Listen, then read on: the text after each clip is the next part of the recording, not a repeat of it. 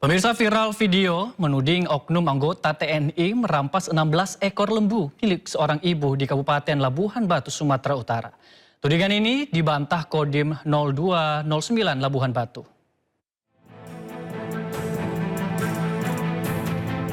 Beredar postingan di media sosial yang menjadi viral dengan narasi menyebutkan 16 ekor lembu milik seorang janda di Desa Seisiarti, Kecamatan Panai Tengah, Kabupaten Labuhan Batu, Sumatera Utara diduga dirampas oleh oknum aparat TNI sebanyak 1 kompi.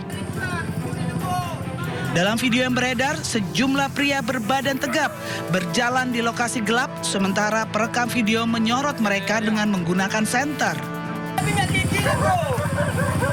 Harga diri tetap Indonesia itu. Aku kemarin melapor ke Polres. Gak ada tanggapan. Pengecut. Tangkaplah penjahat. Banyak penjahat laporkan. Tapi lembu, ibu kalian mencuri. Malu kali aku sama negara ini. Malu.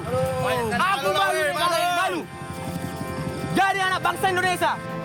Terdengar jelas dalam rekaman tersebut ucapan yang menuding aparat TNI telah membuat keributan serta mengambil 16 ekor lembu milik warga. Pasca video tersebut viral, Komandan Kodim 0209 Labuhan Batu, Letkol Kavaleri Hanung Kaptiaji, angkat bicara. Dandi menegaskan bahwa informasi yang menyebutkan personil TNI Angkatan Darat melakukan pencurian sapi tidak benar.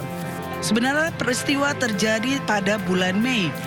Terjadi konflik antar dua warga yang berinisial MS dan J di Desa Seisiarti yang berkaitan dengan sengketa kepemilikan lembu. Bahkan kedua belah pihak diketahui sudah saling melaporkan permasalahan ini kepada pihak kepolisian.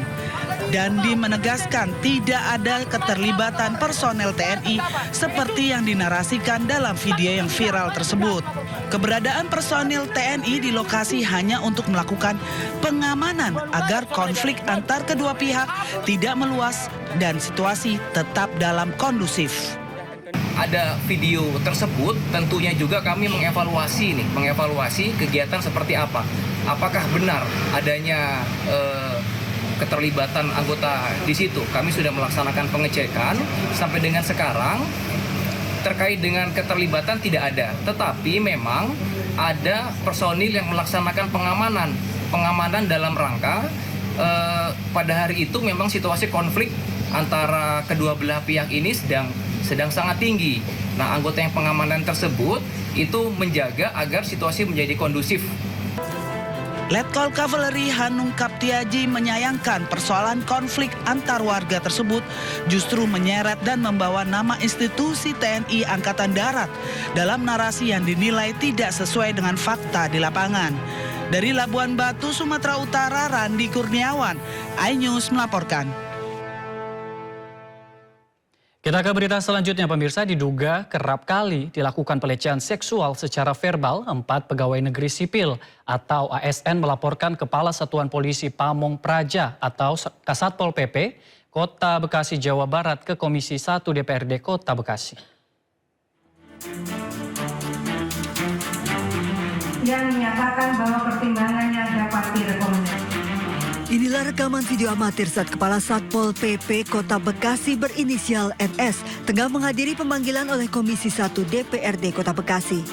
Kedatangan Kepala Satpol PP ini ke gedung Wakil Rakyat ini dimintai keterangan serta dipertemukan dengan 4 ASN yang bekerja di Dinas Satuan Pamong Praja Kota Bekasi yang diduga menjadi korban dugaan pelecehan seksual secara verbal. Dugaan pelecehan seksual secara verbal yang kerap kali dilakukan Kepala Satpol PP terhadap korban yang merupakan bawahannya. Usai dimintai keterangan Komisi 1 DPRD Kota Bekasi, korban tidak kuat menahan tangis. Dan dugaan pelecehan seksual verbal yang dilakukan Kepala Satpol PP ini kerap berulang dan terjadi sejak bulan Oktober 2025, bahkan kerap kali ajakan-ajakan yang menjurus pada aktivitas seksual dengan menemaninya di hotel. Para korban yang merasa risih dan terancam tidak bisa berbuat banyak lantaran pelaku adalah atasan yang menjabat sebagai Kepala Satpol PP. Dan di sini ketika saya tidak mengangkat telepon, ada ancaman SP mau di mana, mau dipindahkan di mana, gitu. Udah terlalu banyak chat mas saya, makanya saya sebagian ada di handphone saya, chatnya dan teleponnya. mengganggu sekali. Bantahan dari Kasat Pol PP? Ya masih bantahan sih ya, memang bantahan ya, memang katanya tidak ada seperti Terjadi itu. pelecehan verbal. Tidak ada. Ya, jadi yang memang belum ada bukti ya seperti itu. Jadi kami meminta dari 4 korban ini untuk segera menyurati ke BKPSDM ya aduan apa aja supaya bisa diinvestigasi ya kan. Nah dari situ nanti baru tembusnya kepada Komisi 1, baru kami bisa melihat siapa sebenarnya yang benar dan yang salah. Murfati Lidianto, Ketua Komisi 1 DPRD Kota Bekasi mengatakan pihak Komisi 1 sudah melakukan konfrontir antara korban dengan Kepala Satpol PP. Dalam hal ini, Kepala Satpol PP membantah semua tuduhan.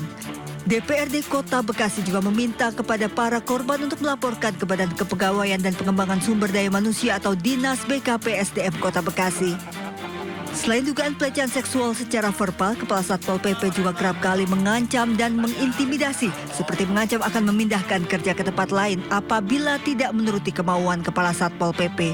Bahkan jumlah korban diduga masih banyak namun takut untuk bersuara. Korban berharap agar Badan Kepegawaian Pemerintah Kota Bekasi memberikan sanksi tegas kepada Kepala Satpol PP yang sudah membuat resah dan tidak nyaman di lingkungan kerja. Usai memenuhi panggilan Komisi 1 DPRD Kota Bekasi, NS Kepala Satpol PP Kota Bekasi tidak bersedia memberikan keterangan dan menghindari awak media menuju kendaraan dinas. Ya, pemirsa, keluarga dan kerabat Dr. Ica Pakainoni memberikan penghormatan terakhir di rumah duka di perumahan RSS Baumata, Kota Kupang. Suasana haru menyelimuti rumah duka Dr. Ica Pakainoni, dokter umum yang meninggal dunia, juga usai mengalami intimidasi dari 3 anggota DPRD Kabupaten Timur Tengah Utara, Nusa Tenggara Timur. Pemirsa, sebelum dimakamkan, rangkaian prosesi diawali dengan misa requiem atau misa pemakaman. Dalam ibadah ini, keluarga dan kerabat mendoakan dokter yang dikenal sebagai sosok yang ramah dan berdedikasi dalam memberikan pelayanan kesehatan ini. Selesai misa, peti jenazah almarhumah akan diarak dari rumah duka menuju tempat pemakaman umum Liliba, Kota Kupang untuk dimakamkan.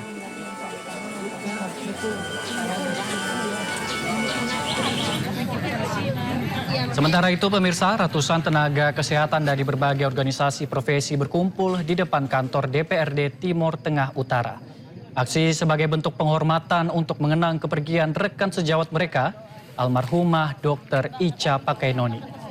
Aksi ini diikuti oleh anggota Ikatan Dokter Indonesia Cabang Timur Tengah Utara, dokter pegawai tidak tetap Ikatan Bidan Indonesia, serta Persatuan Perawat Nasional Indonesia. Aksi dilanjutkan menyalakan 1000 lilin.